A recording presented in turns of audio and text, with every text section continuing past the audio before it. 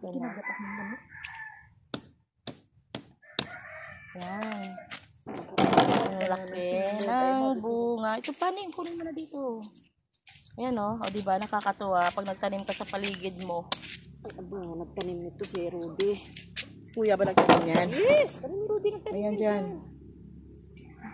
Sige na, tinaniman pa nga namin yan. Dami. Lahat yan, hanggang kay Gaga, hanggang kay Kaji. Ano pala, punong kahoy pala itong tawag sa Tagalog.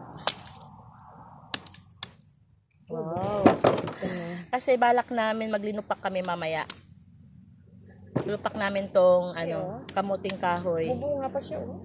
Ay, Lalaki pa sana ay, yan. nagkakuan gali, oh. Ay, abo, may bago doon. Wow, laki niya. Doon sa puno. Diyan. O, diba?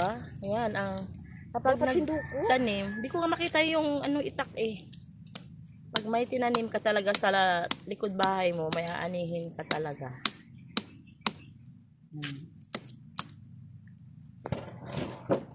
Aray, kape. Teka lang. O, diba? Nagpalinis kami dito nung nakaraan. Kaso lang itong mga natanggal na mga basura. Hindi pa namin na sigaan kasi nga maulan dito. May bagyo. Ang laki niyan. Ang laki. Oh. Uy. Uy. Wow. Di halos matanggal ang ate ko Baka kahoy na to.